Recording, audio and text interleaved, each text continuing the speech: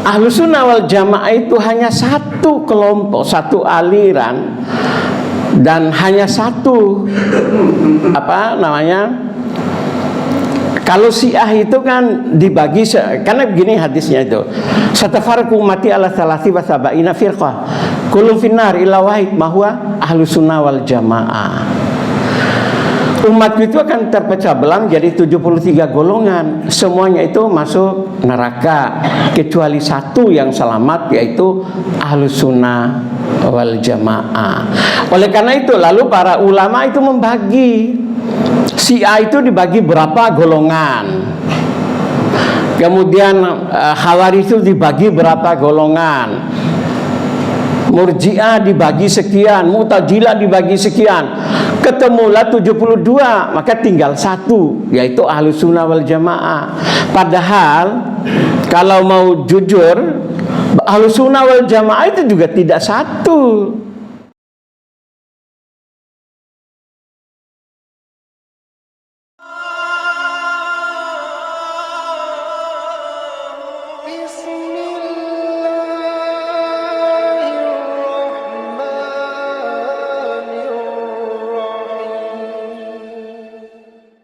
Assalamualaikum warahmatullahi wabarakatuh. Bismillahirrahmanirrahim. Alhamdulillahirabbil alamin. Wa bihi nasta'inu ala umuri dunya waddin. Wassalatu wassalamu ala asrafil anbiya'i wal mursalin wa ala alihi wa sahbihi ajmain. Asyhadu an la ilaha illallah wahdahu la syarikalah, lahul mulku wa lahul hamdu wa ala kulli syai'in qadir. Wa asyhadu anna Muhammadan abduhu wa rasuluhu la nabiyya ba'dah.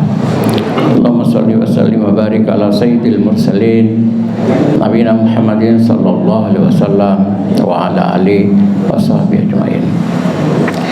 Allah Ta'ala fi kitabil karim, a'udzubillahi minasyaitonir rajim, bismillahirrahmanirrahim. Ya ayyuhalladzina amanu taqullaha haqqa tuqatih wa la tamutunna illa wa antum muslimun.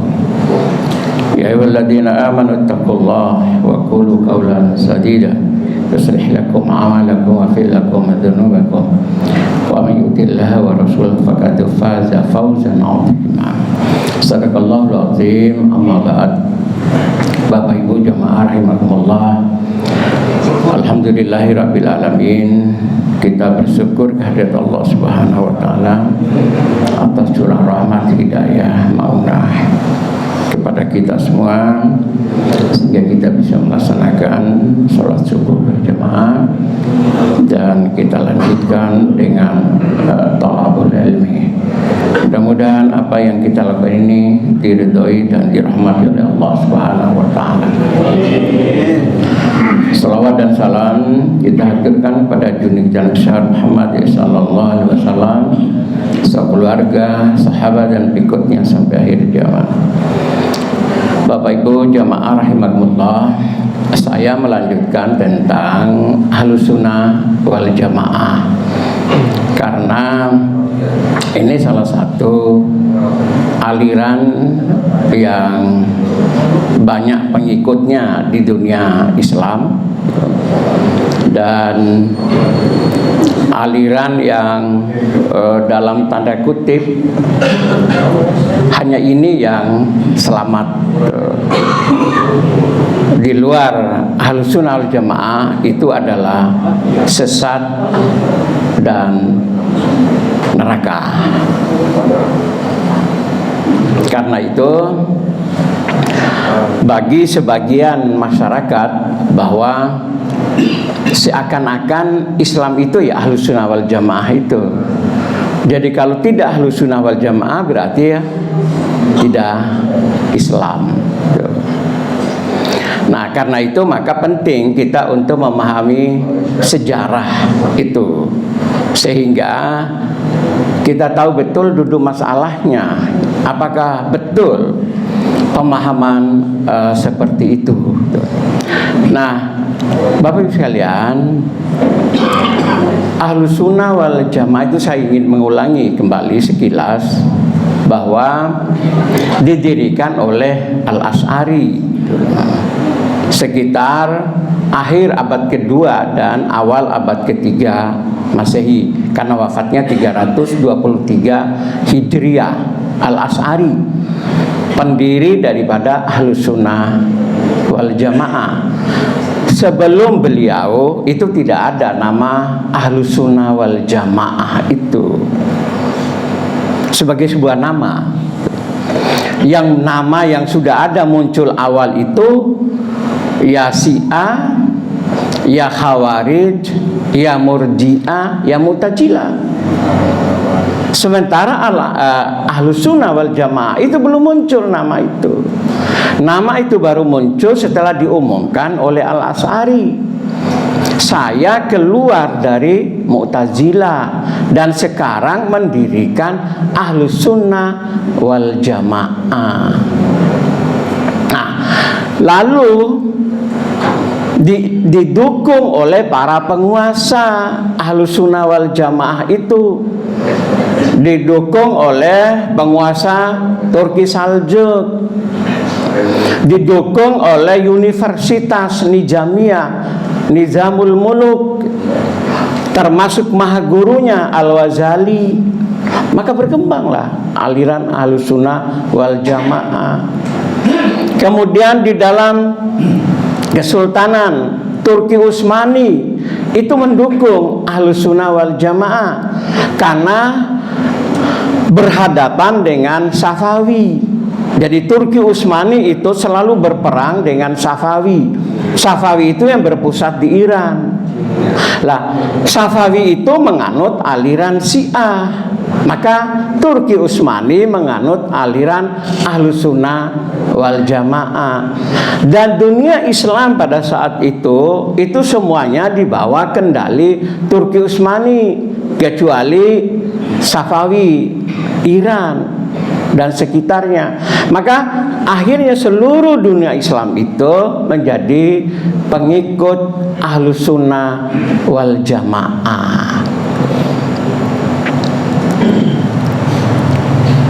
Jadi Ahlus Sunnah wal Jamaah termasuk kita.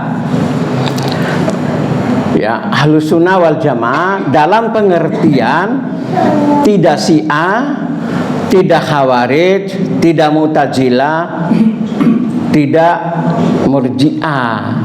Lah itulah Ahlus Sunnah wal Jamaah. Tetapi oleh sebagian umat itu Ahlus Sunnah wal Jamaah itu diperkecil, disempitkan.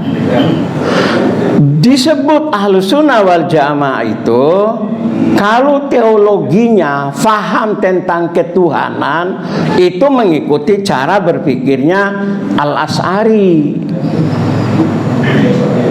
Teologinya faham tentang Tuhan, sifat Tuhan, posisi Tuhan, kedudukan Tuhan, itu mengikuti cara berpikir Al-Asy'ari dan Al-Maturidi. Kalau bidang fikih itu mengikuti imam madhab. Maka kalau itu tidak bermadhab, maka dianggap itu bukan Ahlus Sunnah wal Jamaah. Jadi keberagamaan dalam bidang fikih, dalam bidang ibadah itu mengikuti cara berpikirnya imam madhab. Nah, di sini menjadi persoalan, termasuk misalnya dengan Muhammadiyah. Karena Muhammadiyah itu tidak bermadhab dalam pengertian mengikuti aturan dan petunjuk apa yang tertulis oleh imam madhab. Kita sholat misalnya itu tidak bermadhab. Apakah bagaimana takbir kita? Imam Syafi'i bagaimana takbirnya? Imam Ahmad bin Hanbal seperti apa takbirnya? Kemudian Imam Malik seperti apa? Kita tidak melihat itu. Tetapi bagaimana takbir yang dituntunkan oleh Rasulullah Sallallahu Alaihi Wasallam? Karena itu dalam pengertian itu Muhammadiyah itu tidak bermadhab dalam pengertian bahwa ibadahnya, tata cara ibadahnya rujukannya adalah imam madhab. Tapi kita rujukannya adalah sunnah, hadis. Seperti apa Nabi dulu. Makanya yang dilacak dulu adalah hadisnya sahih apa tidak, dhaif apa tidak. Kalau ditemukan adalah hadisnya itu yang paling sahih, ya sudah, itulah yang diamalkan. Walaupun ternyata bahwa hadis sahih yang kita jadikan pegangan itu juga diamalkan misalnya oleh Imam Ahmad bin Hambal. Karena hampir banyak hadis tentang ibadah Muhammadiyah itu lebih condong seperti hadis yang digunakan oleh Ahmad bin Hambal. Tapi kita tidak bermadhab Hambali. Nah, jadi kalau dalam bidang fikih itu harus mengikuti madhab. Kemudian dalam bidang tasawuf itu adalah mengikuti Imam Al-Ghazali. Seperti apa tasawufnya Imam Al-Ghazali? Nah, kita tidak berpegang pada tasawuf Imam Al-Ghazali, Al-Zuhaini, Al-Baghdadi dan sebagainya. Tetapi seperti apa akhlaknya Rasulullah Sallallahu Alaihi Wasallam itu? Lah itu tasawuf. Bagaimana proses taqarrub, pendekatan diri Rasulullah kepada Allah? Lah itulah yang kita lihat. Tapi tidak kita menjadikan cara berpikirnya Imam Al-Ghazali itu sebagai tata cara pendekatan diri kepada Allah. Jadi oleh karena itu Bapak Ibu sekalian, Ahlus Sunnah wal Jamaah itu hanya satu kelompok, satu aliran, dan hanya satu kalau Syiah itu kan dibagi, karena begini hadisnya itu, satafarqu ummati ala salasi wa sab'ina firqah kullu finnar illa wahid mahwa Ahlus Sunnah wal Jamaah. Umat itu akan terpecah belah menjadi 73 golongan. Semuanya itu masuk neraka kecuali satu yang selamat, yaitu Ahlus Sunnah wal Jamaah. Oleh karena itu lalu para ulama itu membagi Syiah itu dibagi berapa golongan. Kemudian Khawarij itu dibagi berapa golongan. Murji'ah dibagi sekian, Mu'tazilah dibagi sekian. Ketemulah 72, maka tinggal satu, yaitu Ahlus Sunnah wal Jamaah. Padahal kalau mau jujur, Ahlus Sunnah wal Jamaah itu juga tidak satu. Ahlus Sunnah ala Salafi, Ahlus Sunnah ala NU, Ahlus Sunnah Wahabi dan sebagainya. Jadi tidak satu. Jadi hanya oleh karena itu sebagian, mohon maaf, tidak menjadikan hadis itu sebagai patokan bahwa umat kan terpecah menjadi 73 golongan, semuanya akan masuk neraka, cuma satu yang selamat masuk surga. Nah, itu sekedar review ulang tentang Ahlus Sunnah wal Jamaah. Nah, sekarang kita lihat bagaimana cara berpikir Ahlus Sunnah dalam bidang politik. Ya. Jadi yang pertama, mengakui keabsahan Khulafaur Rasyidin, juga keabsahan dinasti Umayyah dan Abbasiyah. Maka Ahlus Sunnah wal Jamaah, kepemimpinan Abu Bakar, kepemimpinan Umar, Utsman dan Ali itu sah secara agama. Sah. Jabatan Abu Bakar menjadi khalifah, Umar, Utsman. Sementara kalau Syiah, Abu Bakar, Umar dan Utsman itu tidak sah. Mereka adalah orang-orang yang dalam tanda kutip itu sesat, malah sampai dikafirkan karena memperebutkan haknya Ali untuk menjadi khalifah. Nah, Sunni datang bahwa Abu Bakar, Umar, Utsman itu sah secara hukum, secara syariat menjadi khalifah. Maka Khulafaur Rasyidin. Nah, mohon maaf Bapak Ibu sekalian, Kenapa misalnya di Masjid Nahdiyin itu kalau pada saat tarawih sudah ke-6, 7, 8, 10 itu kan mesti mengucapkan apa? Selawat kepada Abu Bakar, kepada Umar, kepada Utsman, dan juga kepada Ali. Itu sebenarnya positif itu. Apa maknanya? Bahwa karena itu untuk menghadang cara berpikir Syiah yang mulai masuk ke Indonesia dengan menjelekkan Abu Bakar, Umar, Utsman. Itu kreatif budaya itu sebenarnya. Hanya ditradisikan yang terus menerus, itu yang menjadi persoalan. Tetapi makna di balik ungkapan itu, selawat as-salatu ala Abu Bakar Siddiq, Umar, Utsman, itu sebenarnya maknanya perang ideologi itu. Jadi bagaimana menghadang Syiah yang menjelekkan, yang mengkafirkan, yang menyesatkan Abu Bakar, Umar, dan Utsman, maka dikomandakanlah kita selawat kepada Abu Bakar, kepada Umar, dan kepada Utsman. Oleh karena itu, Ahlus Sunnah itu mengakui Khulafaur Rasyidin itu.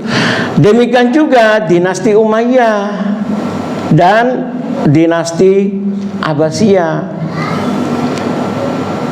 Kalau Syiah, Khawarij, dia mengakui keberadaan dinasti Umayyah.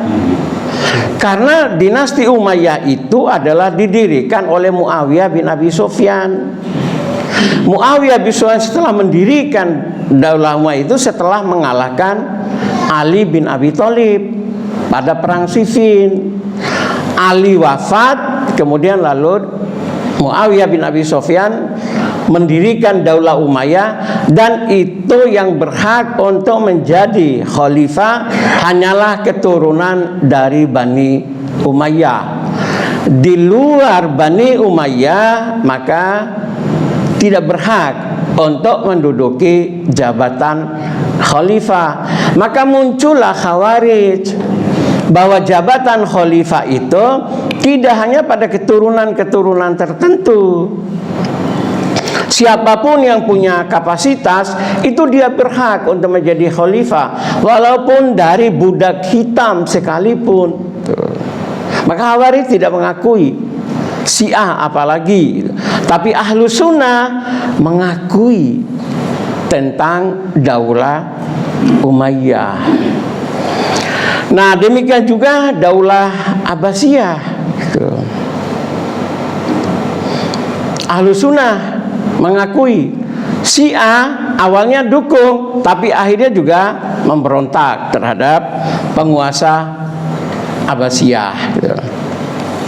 Kemudian mendirikan negara dan pemerintahan adalah kewajiban kolektif, fardu kifayah, guna mewujudkan kemaslahatan kehidupan sosial dan kelangsungan ajaran agama, tetapi tidak dipandang sebagai rukun iman. Umat Islam itu harus ada sebuah pemerintahan. Karena pemerintahan itu tidak hanya mengurus urusan dunia, tetapi juga menjadi urusan agama. Pemerintah itu punya kewajiban untuk syiar, untuk menyebarkan agama, untuk menjaga kelangsungan agama itu. Oleh karena itu wajib berdirinya sebuah negara, sebuah pemerintahan. Nah, itu keyakinan Ahlus Sunnah wal Jamaah.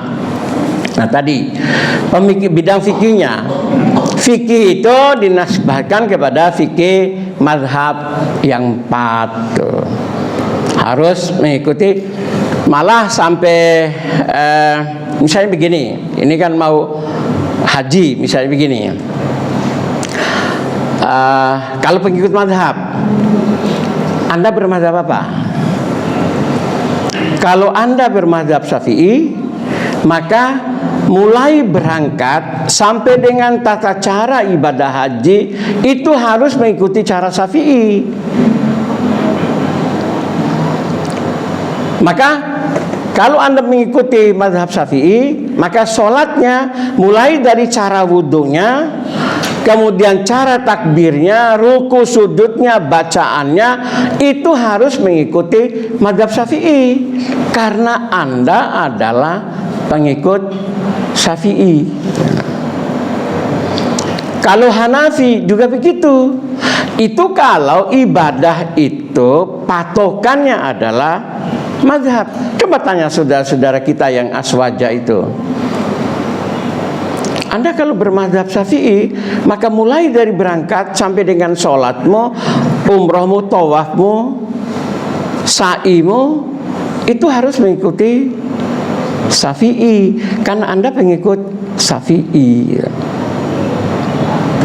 Nah, jadi begitu ketatnya mereka di dalam memahami fikih ibadah, harus berdasarkan mazhab gitu.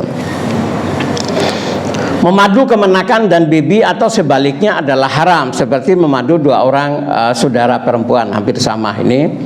Kemudian kawin mut'ah itu haram karena telah dihapuskan, sudah dimansuh pada masa Rasulullah Sallallahu Alaihi Wasallam. Lah, yang masih bertahan dengan kawin mut'ah itu adalah Syiah. Jadi kawin mut'ah itu adalah kawin kontrak. Jadi berapa lama? Misalnya sesi A, laki ketemu perempuan, cocok, kita kawin yuk gitu. Berapa lama? Sebulan aja. Atau berapa lama kita kawin? Yes, 2 hari aja, pas lagi di puncak gitu. Kita jalan ke Jakarta, kawin, udah. Kita berapa lama nanti di Jakarta? Seminggu. Ya udah, kita kawin aja seminggu aja ya. Nah, tetapi sebenarnya juga walaupun ada praktik itu, tetapi kalau secara resmi di Iran misalnya, kawin kontrak itu 2 KUA-nya. Jadi ada KUA yang kawin resmi, yang tidak kontrak, dan ada KUA yang kawin kontrak. Jadi walaupun dia kawin kontrak, tapi dia lapor kepada petugas KUA kontrak. Jadi lapor, kami kawin kontrak. Itu hanya berapa lama? Selama pendidikan, kuliah, ya 3-4 tahun. Setelah itu ya. Nah, maka di petugas di KUA itu adalah kalau lahir anak siapa yang bertanggung jawab, bagaimana pertanggungjawabannya nanti. Lah itu yang mengatur itu. Kalau nanti punya anak, siapa yang akan bertanggung jawab, bagaimana prosesnya. Lah itu yang mut'ah resmi. Tapi kalau yang mut'ah tidak resmi itu, ya sudah, sama-sama kuliah, kontrak yo kono. Ayo kawin kontrak, satu kos itu kan enak juga sebenarnya itu ya. Jadi nggak repot-repot itu. Makanya bagi mereka yang pelajar itu, yang jauh dari rumah, itu banyak yang mengikuti kawin kontrak ini. Termasuk di Bandung itu kan banyak itu mahasiswi yang yang nakat pakai tutup hijab itu, yang hitam-hitam itu sebenarnya banyak yang kawin kontrak juga itu. Tapi oleh karena itu ada yang menyebut kawin kontrak itu ya pelacur terselubung itu. Nah, kita makanya yang laris itu kawin kontrak itu kan di puncak ya, di Bogor sana itu. Jadi datang turis dari Arab itu, terutama dari Iran, Ya seminggu 2 minggu ya kawin kontrak. Jadi ya 7 juta 10 juta itu maharnya, disaksikan oleh kiai-kiai yang diatur itu. Ya sebenarnya germo semua itu jadi kiai. Kemudian lalu ya nikah, ya sudah, setelah selesai ya pulang gitu. Lah itu ini konsekuensinya dengan kawin mut'ah itu. Jadi pasti disalahgunakan tuh. Nah, oleh karena itu Ahlussunnah wal Jamaah itu mengharamkan kawin mut'ah. Nah, kemudian wajib taat kepada pemimpin kaum muslimin selama mereka tidak memerintahkan berbuat maksiat. Ini Ahlussunnah. Jadi haram memberontak terhadap pimpinan kaum muslimin apabila melakukan hal-hal menyimpang, selama hal tersebut tidak termasuk amalan kufur. Makanya dalam sejarah Sunni itu pemberontakan itu tidak ada dalam pemerintahan itu. Makanya enak penguasa itu kalau pendukungnya Sunni, karena tidak akan ada pemberontakan, perlawanan politik gitu. Makanya yang selama pemerintahan Daulah Umayyah misalnya, itu bukan orang-orang dalam tanda kutip, pada saat itu belum ada nama Ahlussunnah wal Jamaah itu. Yang memberontak itu Syiah dan Khawarij gitu. Syiah dan Khawarij gitu.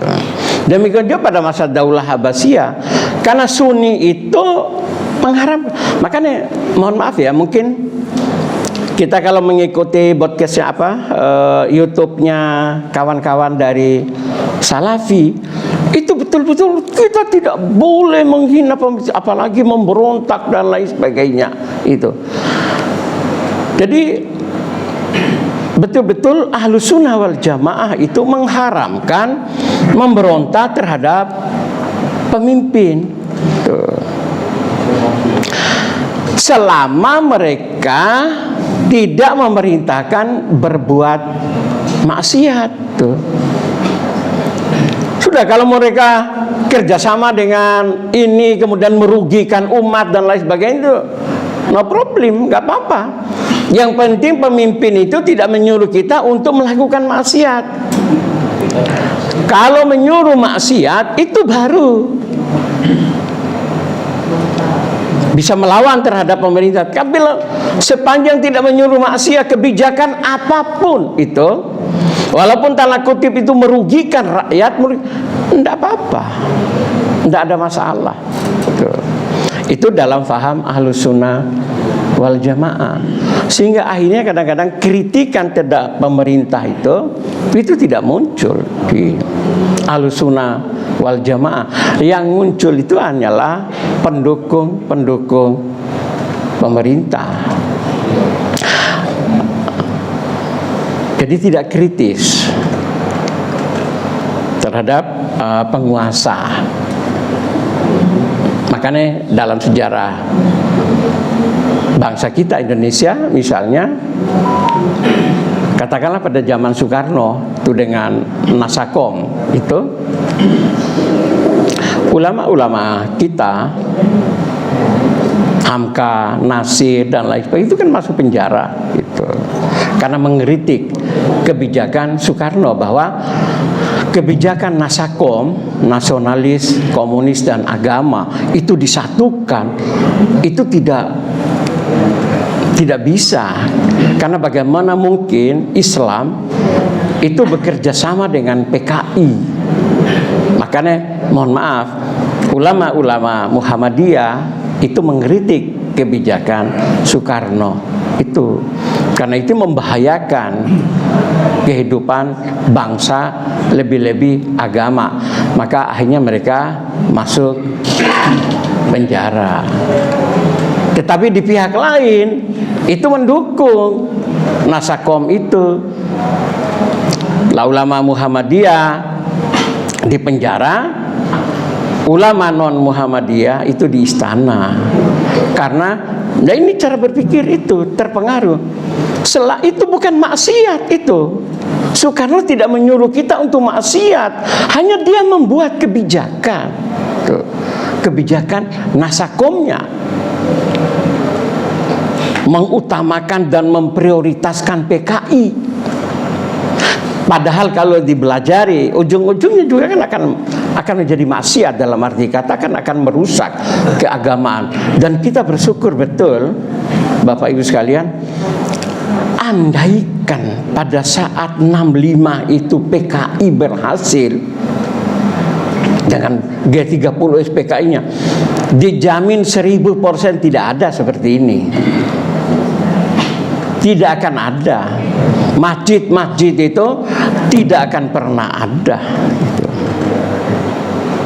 Karena dikuasai oleh PKI, komunis.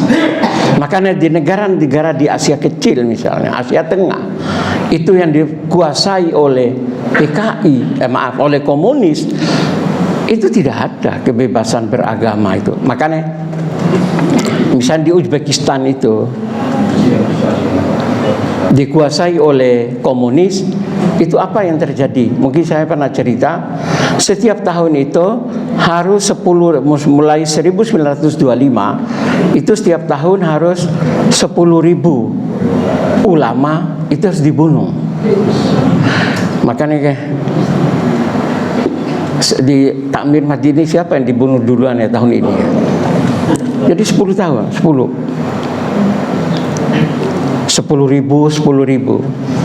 Dan sampai sekarang umur 18 tahun sampai umur 18 tahun tidak boleh ke masjid gitu. Sampai sekarang. Padahal itu sudah tidak ada komunis lagi itu. Padahal di situ mayoritas muslim. 80% itu muslim. Tapi karena komunis yang berkuasa, ya seperti itu kehidupan keagamaan. Makanya andaikan Indonesia dulu dimenangkan oleh Gestapo 30 SPKI 65 itu, kita bersyukur betul, kita diselamatkan betul oleh Allah itu. Nah, karena itu Bapak Ibu sekalian, jadi faham Ahlussunnah wal Jamaah itu sangat toleran terhadap pemerintah, selama pemerintah itu tidak menganjurkan maksiat. Nah, sikap terhadap para sahabat, ya, mencintai Ahlul Bait tuh. Mencintai kita, kemudian bersihnya hati dan mulut terhadap para sahabat. Makanya Ahlussunnah wal Jamaah itu tidak boleh mengkritik para sahabat. Perang yang terjadi antara Ali melawan Aisyah, perang Jamal, itu jangan dipersoalkan. Biarkan itu urusan Allah. Perang Ali melawan Muawiyah itu urusan mereka. Biarkan nanti Allah. Kita tidak mempersoalkan siapa yang salah, siapa yang benar. Mengapa bisa terjadi perang? Yang satu adalah istri Rasul, yang satu adalah menantu Rasul. Dan ribuan sahabat terlibat dalam peperangan itu, saling bunuh. Biarkan, tidak perlu dipersoalkan. Itu cara berpikirnya Ahlussunnah wal Jamaah untuk menjaga kehormatan para sahabat ini. Tapi kalau Syiah beda lagi. Sahabat itu memang iya adalah manusia utama, tetapi mereka juga manusia. Pasti ada kesalahan, kekhilafannya. Karena itu ya kita kritik. Malah sampai kalau Syiah ya kita sesatkan jika mereka memang salah gitu. Lah kalau Ahlus Sunnah sudah salah dan benar itu jangan dipersoalkan, untuk menjaga kehormatan para sahabat gitu. Mesti ada waktunya. Masih. Lah sekarang karomah itu.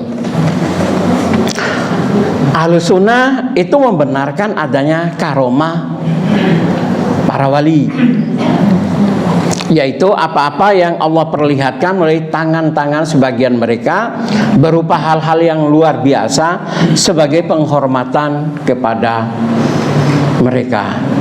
Karena itu di Ahlus Sunnah wal Jamaah itu betul-betul menghormati para waliullah, wali Allah. Jangankan masih hidup, setelah mati pun masih sangat dihormati dan dijunjung tinggi gitu. Karena waliullah itu adalah perantara seseorang hamba kepada Tuhannya, yaitu lewat waliullah. Karena manusia dengan Tuhan dalam pikiran Aswaja ini adalah seperti rakyat dengan raja. Tidak mungkin manusia itu bisa langsung kepada raja. Pasti lewat ajudannya, lewat sekretarisnya, lewat orang kepercayaannya. Baru rakyat itu bisa menghadap raja. Lah begitu juga dengan Tuhan. Tidak mungkin seseorang itu langsung kepada Tuhan tanpa melewati kekasih-kekasih Allah, yaitu waliullah. Nah, di sini kesalahan dalam menurut saya cara berpikirnya tasawuf Aswajah ini, menyamakan Tuhan dengan raja, menyamakan berhubungan manusia dengan Tuhan itu seperti hubungan manusia dengan raja atau penguasa. Hubungan manusia dengan Allah itu langsung. Ana aqrabu ilaihi min hablil warid. Saya itu lebih dekat daripada ular lehermu ini, ular nadimu itu. Jadi setiap hamba itu langsung dia sendiri dengan Allah, tidak melihat perantara. Apalagi perantara itu telah wafat, telah meninggal. Tapi bagi kawan-kawan yang menganut Aswajah itu, walaupun wali itu dalam tanda kutip, ya, karena tidak ada yang tahu siapa wali itu, tidak tahu.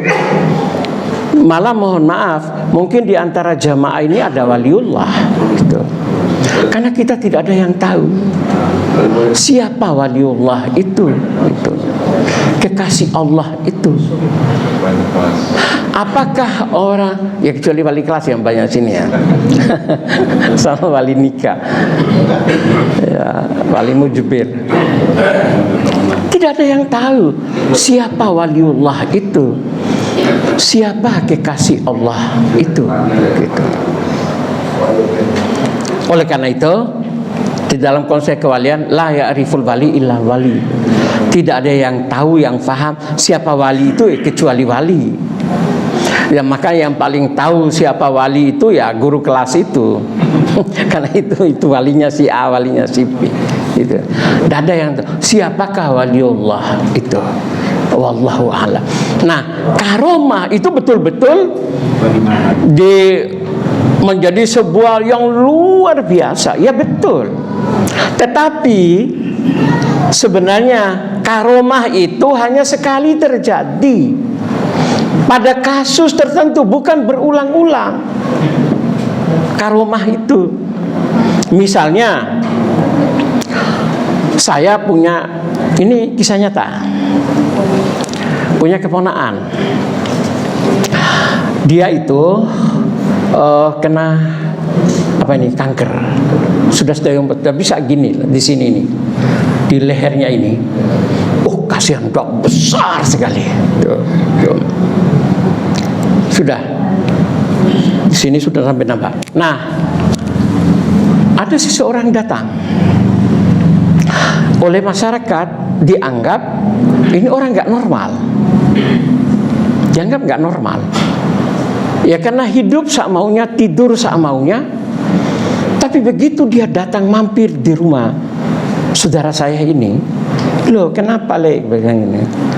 Ini lagi diberitahu oleh ibunya. Gini saja, subhanallah, tidak lama langsung pecah,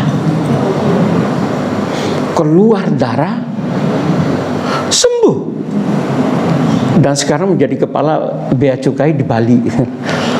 Padahal sudah dianggap itu akan mati, sudah habis semua karena di sini. Nah, menurut saya itulah karomah itu. Sesekali itu terjadi. Karena itu jangan lagi orang lain ada yang kanker dia datang belum tentu bisa. Itu. Karomah itu hanya sekali terjadi. Tapi subhanallah, Bapak Ibu sekalian, begitu dia meninggal, ini seluruh kampung satu kabupaten itu rebutan datang agar dimakamkan di tempat saya. Artinya di rumah mereka. Datang berduyun-duyun minta, jadi hampir kelahi antar kampung. Karena kampung A harusnya di sini, kampung B harusnya di sini. Nah, itu menurut saya itulah seperti contoh-contoh waliullah itu yang tidak nampak, kayak orang nggak waras itu. Ya biasa saja, tidak banyak ngomong, jalan dari kampung ke kampung, ya waktu sholat ibadah di sholat, setelah itu ya jalan tuh. Nah, maka dan menurut saya yaitu karomah itu. Dan bapak saya juga masih hidup, bisa bercerita waktu dia kecil. Itu di kampung saya itu ternyata ada bangkai sapi. Bangkai sapi. Kemudian orang, karena dia ini adalah penasihatnya Sultan Bima. Orang nguji, wahai Tuan, bahasanya, kalau memang Anda waliullah, tolong buangkan bangkai sapi itu. Tapi saya belum lahir. Tapi bahasa bisa bercerita, dan orang sak kampung itu masih bercerita, yang masih hidup, yang menyaksikan itu. Nah, apa yang terjadi sekalian? Sore hari sehabis sholat asar, dia setelah sholat asar, itu datang air dari atas gunung, liwat atas itu, terus jatuh di samping sapi itu. Turun, sapi itu terbawa sampai ke tengah sawah. Lalu orang pada saat itu semuanya mengakui, dan itu langsung diambil oleh Sultan menjadi penasihat utama Sultan. Itulah mungkin karomah itu, kemuliaan yang diberikan oleh Allah. Tetapi kita juga itu jangan tertipu gitu dengan orang yang bisa seperti itu, atau berusaha terbang, bisa berjalan di atas air misalnya.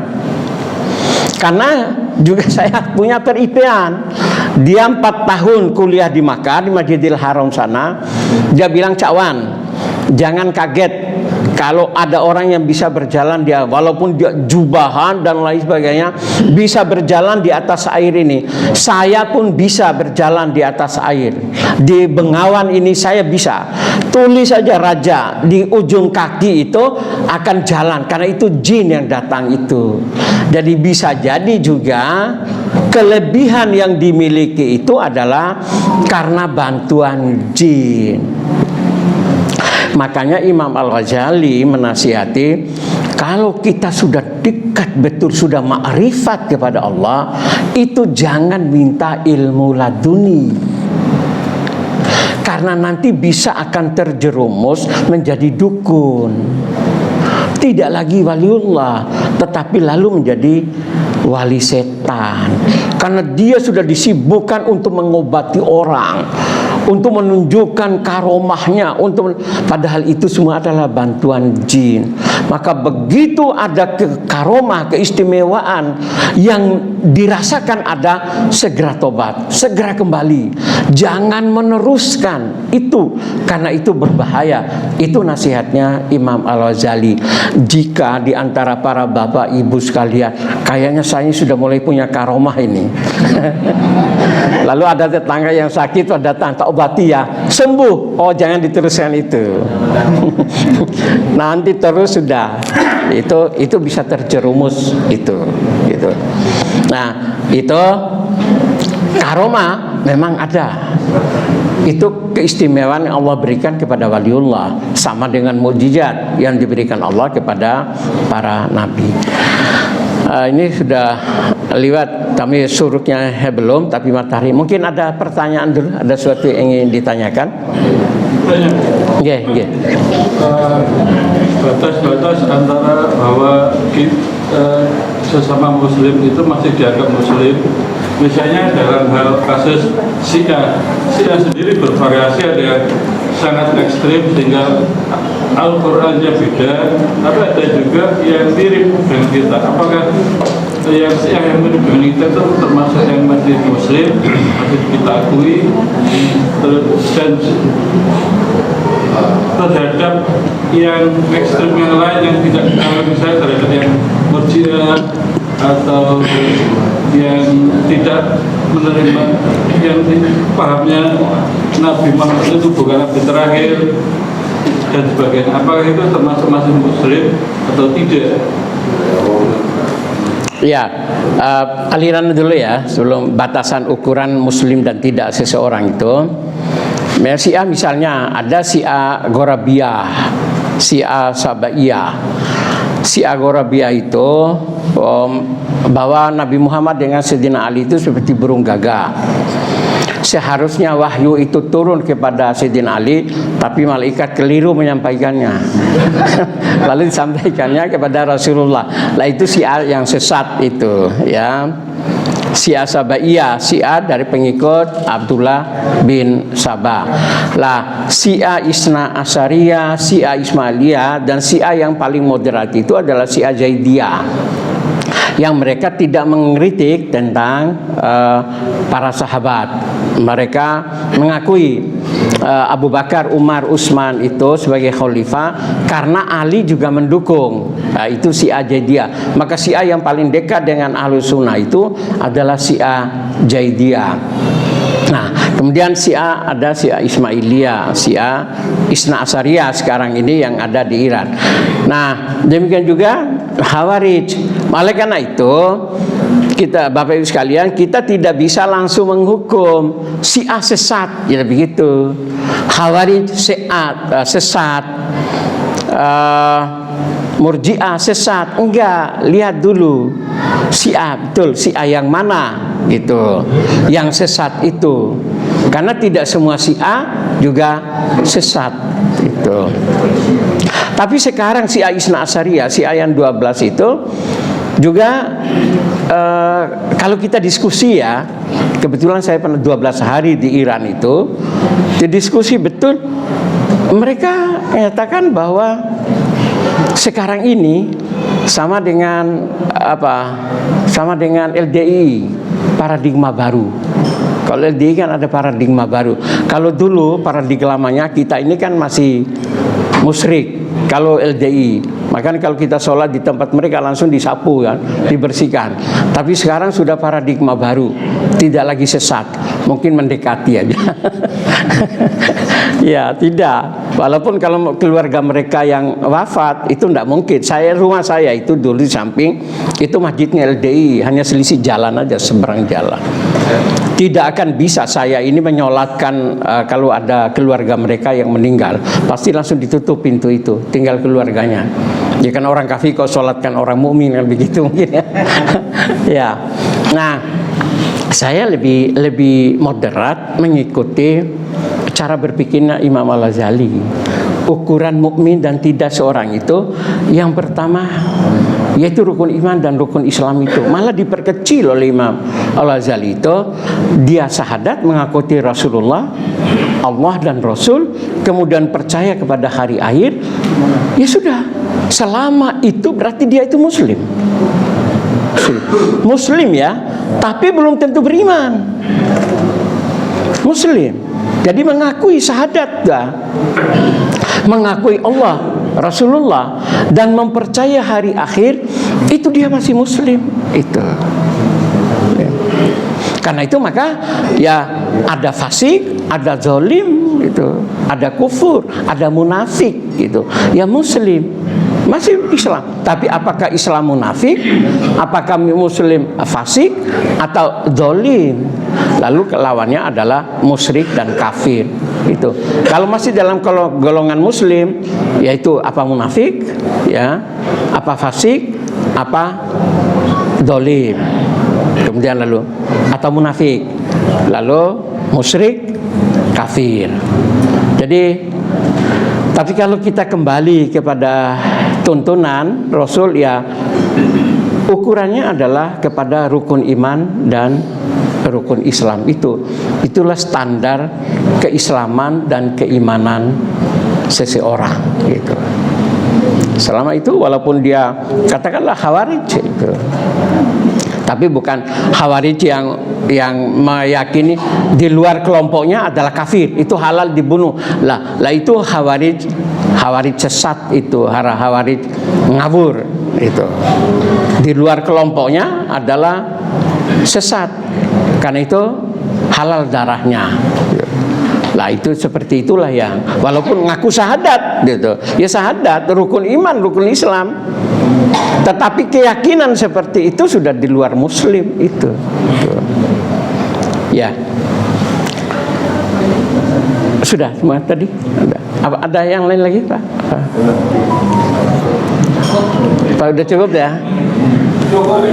Alhamdulillahirrahmanirrahim. Terima kasih Bapak Ibu sekalian, dan mohon maaf jika ada sesuatu yang salah. Itu semata-mata karena kelemahan dan kedhaifan saya. Kalau ada yang benar, itu semata-mata karena hidayah Allah. Mari kita tutup kajian kita dengan doa kafaratul majelis. Subhanakallahumma wa bihamdika asyhadu an la ilaha illa anta astaghfiruka wa atubu ilaik. Alhamdulillahirabbil alamin. Wassalamualaikum warahmatullahi wabarakatuh.